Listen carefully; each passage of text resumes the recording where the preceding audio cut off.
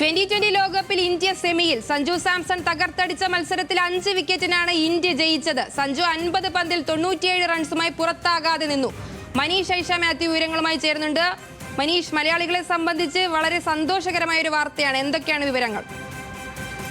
Sarika 2016 വാങ്കഡയിലെ semi ഫൈനലിൽ west Indies India തകർത്താണ് ഫൈനലിലേക്ക് എത്തുന്നതും പിന്നീട് കിരീടം ചൂടുന്നതും. അന്ന് കരുതി വെച്ചിരുന്ന പ്രതികാരമാണ് ഇന്നിപ്പോൾ ഇന്ത്യ ഈഡൻ ഗാർഡനിൽ വീട്ടിയിരിക്കുന്നത്. അന്ന് പരാജയപ്പെട്ടതിന് പ്രതികാരം ഇന്ത്യ വീട്ടിയിരിക്കുന്നു, അതും മലയാളി താരം സഞ്ജു സാംസണിലൂടെ. നമ്മൾ ഇതിനു മുമ്പ് പലപ്പോഴും സഞ്ജുവിൻ്റെ പല ഇന്നിങ്സുകൾ പേരിൽ പലരും വിമർശിക്കുന്ന കണ്ടുള്ളതാണ്. പക്ഷേ ഇന്ന് യാതൊരു വിധത്തിലുള്ള വിമർശനത്തിനും ഇടവരുത്താതെ സഞ്ജു മുന്നിൽ നിന്ന് നയിച്ചപ്പോൾ ഇന്ത്യക്ക് 5 വിക്കറ്റിൻ്റെ അനായാസ ജയമാണ് ഇന്ന് ലഭിച്ചിരിക്കുന്നത്. എന്തായാലും ഇന്ത്യയെ സംബന്ധിച്ചിടത്തോളം തുടക്കത്തിൽ തന്നെ 2 ഓവർ പിന്നീട് 3ാമത്തെ ഓവറിൽ തന്നെ അഭിഷേകിനെ നഷ്ടമായതിന് പിന്നാലെ ഇഷാൻ കിഷൻ പുറത്താകുന്നു. പക്ഷേ അപ്പോഴും ഒരു വശത്ത് സഞ്ജു ഉറച്ചു നിന്നു എന്നുള്ളതാണ് ഏറ്റവും ശ്രദ്ധേയമായിട്ടുള്ള കാര്യം. സാധാരണഗതിയിൽ സഞ്ജുവിനെ എപ്പോഴും പലരും പഴിക്കാറുള്ളത് സഞ്ജു വളരെ പെട്ടെന്ന് ഔട്ടാകുന്നു, അല്ലെങ്കിൽ സെൻസിബിളായി ബാറ്റ് ചെയ്യാൻ ശ്രമിക്കുന്നില്ല എന്നുള്ളതൊക്കെയായിരുന്നു. പക്ഷേ ഇന്ന് സഞ്ജുവിൻ്റെ ബാറ്റിൽ നിന്ന് ഒരു ഷോട്ട് പോലും മിസ്സായില്ല എന്നുള്ളതാണ് അതിൽ ഏറ്റവും ശ്രദ്ധേയമായിട്ടുള്ള കാര്യം.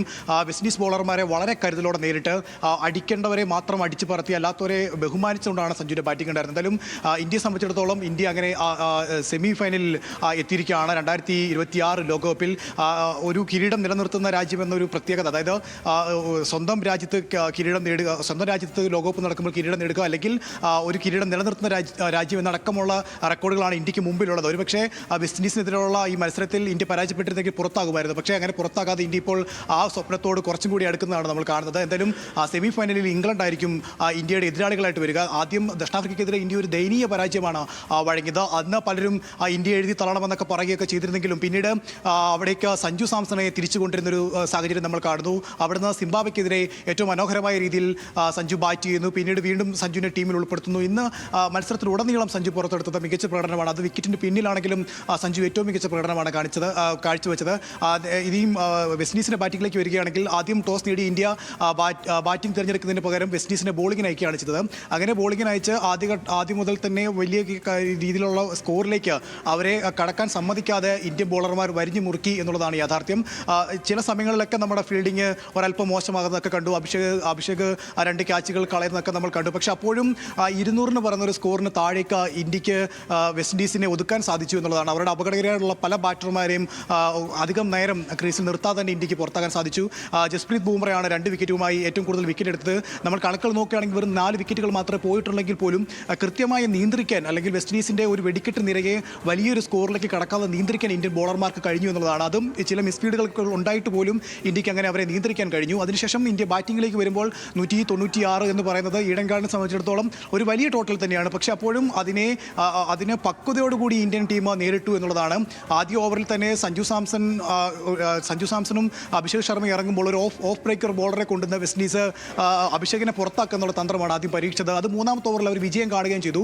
പിന്നാലെ ജേസൺ ഹോൾഡറുടെ ഓവറിൽ ഇഷാൻ കിഷാനും പുറത്താകുന്നത് നമ്മൾ കണ്ടു. അപ്പോൾ ഇന്ത്യ ഒരു പരിങ്ങലിലേക്ക് പോകുന്നതാണ് കണ്ടത്. ഒരു പക്ഷേ ഈ മത്സരം കൈവിട്ട് പോകുമോ എന്ന് ഇന്ത്യൻ ആരാധകർ ഭയന്നിരുന്നൊരു സമയം. പക്ഷേ അപ്പോഴും സഞ്ജു സാംസൺ ഒരറ്റത്ത് ഉറച്ചു നിന്നുകൊണ്ട് കൃത്യമായ ഇടവേളകളിൽ ബൗണ്ടറി നേടിക്കൊണ്ട് സ്ട്രൈക്കുകൾ റൊട്ടേറ്റ് ചെയ്തുകൊണ്ട് ഏറ്റവും മനോഹരമായി കളിക്കുന്നതാണ് നമ്മൾ കണ്ടത്.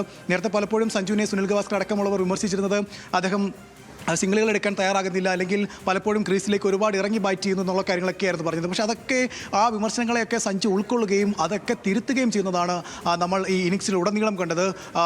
ഈ സാധാരണഗതിയിൽ മലയാളികളൊക്കെ പണ്ടും പറയാറുണ്ട് സച്ചിൻ ബാറ്റ് ചെയ്യുമ്പോൾ വലിയ ടെൻഷൻ അനുഭവിച്ചിരുന്നു. അത്തരത്തിലുള്ള ടെൻഷൻ കൂടിയാണ് ഇന്ത്യൻ ആരാധകർ അല്ലെങ്കിൽ മലയാളി ആരാധകർ ഈ മത്സരം അവസാനം വരെ കണ്ടു തീർത്തത്. എന്തായാലും ഇന്ന് ഔട്ടാകാൻ പാടില്ല എന്നൊരു നിശ്ചയദാർഢ്യം സഞ്ജുവിനുണ്ടായിരുന്നു. അത് സഞ്ജുവിൻ്റെ ബാറ്റിങ്ങിൽ ഉടനീളം നമുക്ക് കാണാൻ കഴിഞ്ഞു. കേവലം 3 റൺസ് അകലെ മാത്രമാണ് സഞ്ജുവിന് സെഞ്ചുറിയിലേക്ക് എത്തിപ്പിടിക്കാൻ കഴിയാതെ പോയത്. സുരേഷ് റെയ്ന മാത്രമാണ് ഇതിനു മുമ്പ് T20 ലോകകപ്പിൽ ഇന്ത്യക്ക് വേണ്ടി സെഞ്ചുറി നേടിയിട്ടുള്ളത്. പക്ഷേ ഒരുപക്ഷേ ആ സെഞ്ചുറിയിലേക്കും എത്താമായിരുന്നു. പക്ഷേ എന്നിരുന്നാൽ കൂടെ 97 എന്ന് പറയുന്ന ഒരു സ്കോറിലേക്ക്, 50 പന്തിൽ 97 എന്ന് പറയുന്ന ഒരു സ്കോറിലേക്ക് സഞ്ജു എത്തിയത്, അല്ലെങ്കിൽ സഞ്ജു മുന്നിൽ നിന്ന് നയിച്ച് ഇന്ത്യ വിജയിച്ചു എന്നുള്ളത് തന്നെയാണ് ഇതിൽ ഏറ്റവും സന്തോഷം തകരുന്ന കാര്യം.